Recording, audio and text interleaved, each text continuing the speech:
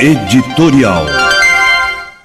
O Portal da Transparência é uma ferramenta fácil de ser acompanhada por todos, a fim de se inteirar sobre a quantas anda o gerenciamento, a aplicação do nosso dinheiro arrecadado em impostos e aplicado pelo governo do Estado.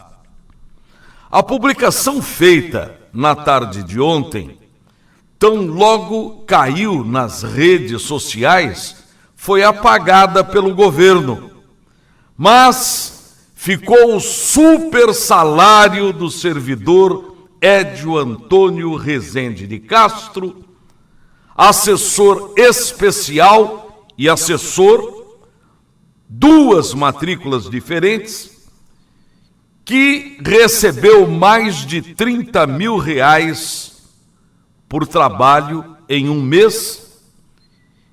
E esta informação já havia caído no domínio público, porque lá de dentro alguém já havia deixado a imprensa toda em estado de alerta.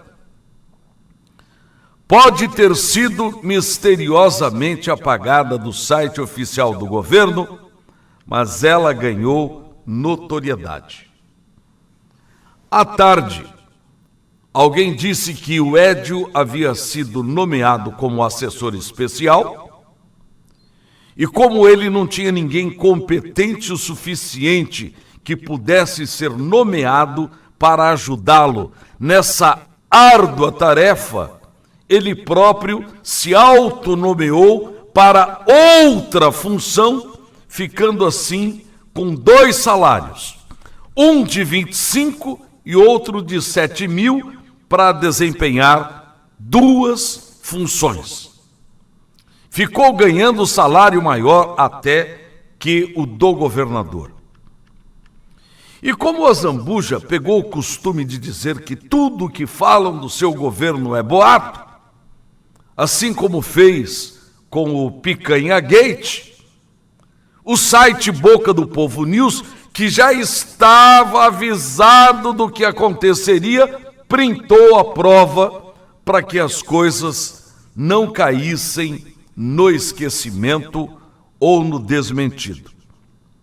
Então, munidos de documentos oficiais de domínio público, garantidos pelo dever da missão jornalística de ajudar o governador a fiscalizar os seus, eis que me ponho neste instante a comentar esse assunto.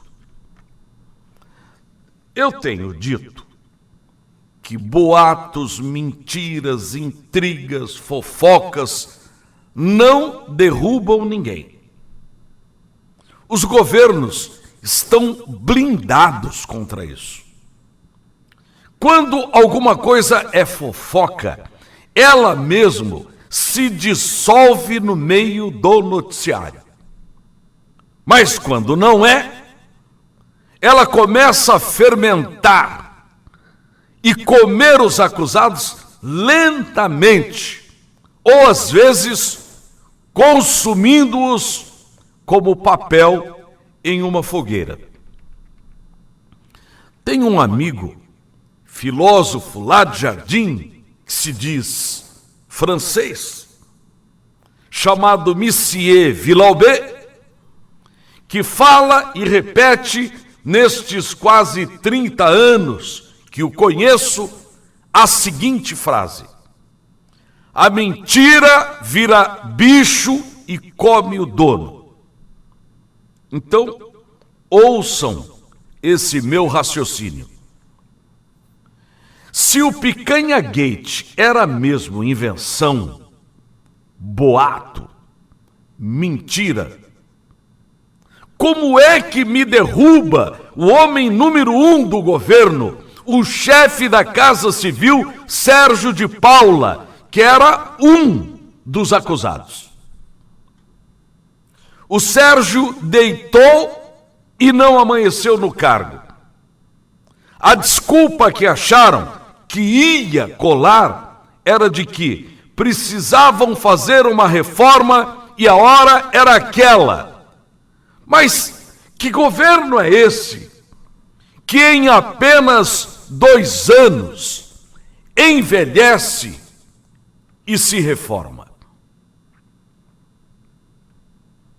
Reforma se faz quando você tem um carro velho, uma casa velha, uma roupa velha, etc.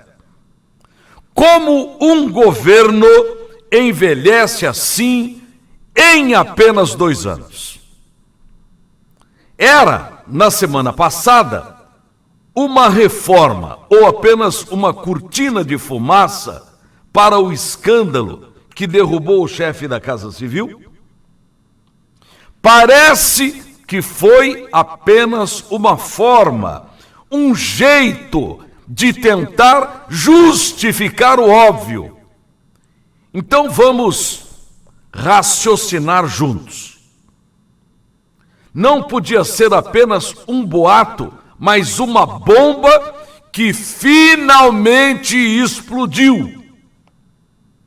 Esse é o raciocínio correto. Ficaria mais lógico se o governador tivesse vindo a público, reconhecesse que houve um erro, que não foi cometido por ele e que a coisa ia ser apurada e reparada, doa a quem doer, ou alguma outra coisa mais ou menos nesse sentido. Era assim que a coisa deveria ter sido conduzida, com raciocínio lógico, para que o escândalo não abalasse a imagem, o crédito, a credibilidade do governo.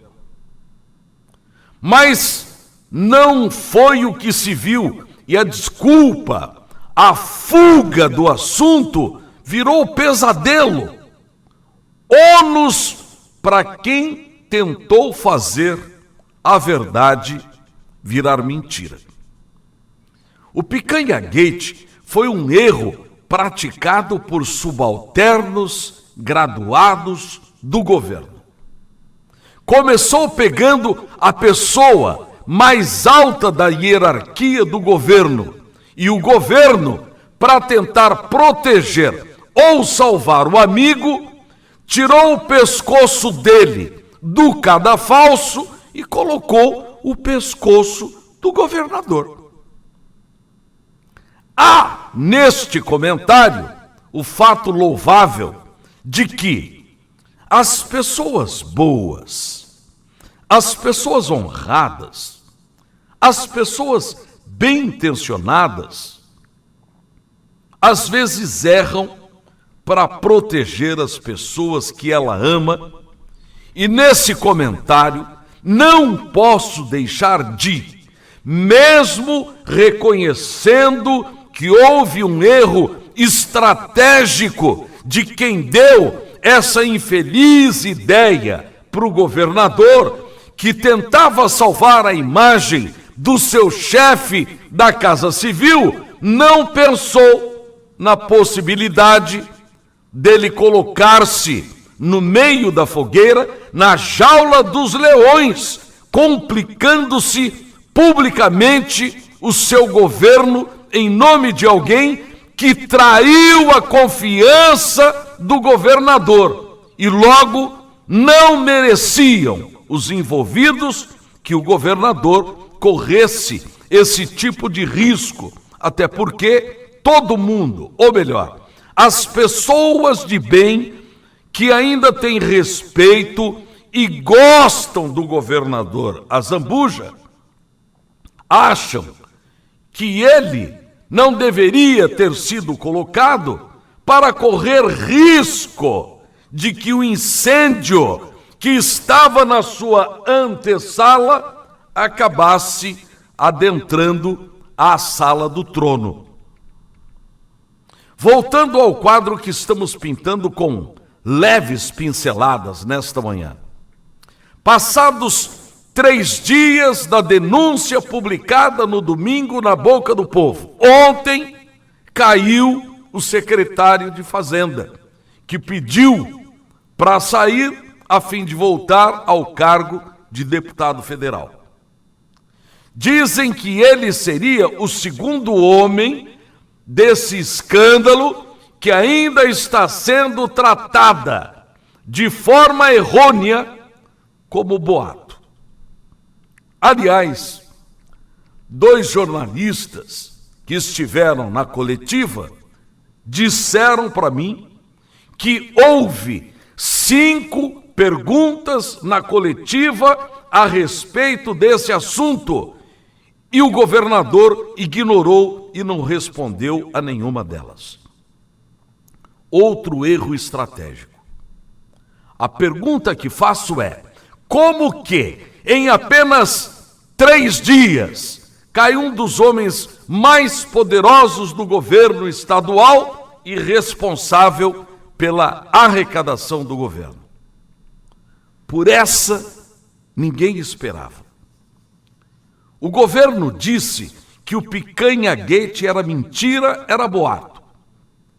Passam-se 2 dias e seu secretário de Fazenda, que segundo o boato que está virando verdade aos poucos, estava no frigorífico Brasil Global de Guia Lopes da Laguna, junto com o chefe da Casa Civil, ele pede para sair. Como é que se explica isso?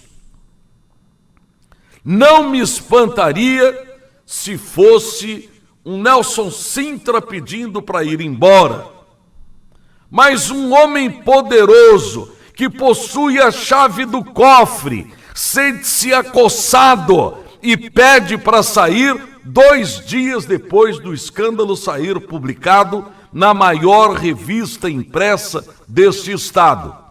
Dá margens a robustas especulações. Então, como a ordem é especular, seria correto dizer que o escândalo tratado pelo governo como boato é verdade. Eu sempre acreditei na palavra do governador, a quem eu volto a repetir, tenho um grande respeito. Tenho por ele respeito e carinho. Mas começo a achar que o boato deve ser verdade. E olha que eu me sinto um cidadão de inteligência mediana e às vezes até medíocre. Fico então imaginando, e as pessoas perspicazes e inteligentes que me ouvem e que estão tirando suas próprias conclusões em relação ao caso, concordam que estou pensando corretamente diante de todas essas evidências? E dizem que há mais gente para cair. Eu, sinceramente, aos 65 anos, com 43 anos de jornalismo, confesso que nunca vi algo dessa magnitude envolvendo o cerne de um governo de Estado. Então, se isso for verdade, concluo que esse governo precisa mesmo, não de uma reforminha, mas de uma reformona daquelas onde a única coisa que poderá escapar seja a vontade, a imagem do governador em cuidar bem desse Estado. Confesso com todas as letras que estou me sentindo triste, porque acreditei que teríamos um governo tipo pão, pão, queijo, queijo. Confesso que achei, com o atual governador, que teríamos uma equipe competentíssima, com homens decididos a mudar a política rasteira que eu achava que só existia neste Estado. Como jornalista, não posso deixar de reconhecer publicamente: eu também quebrei a cara. Bom dia.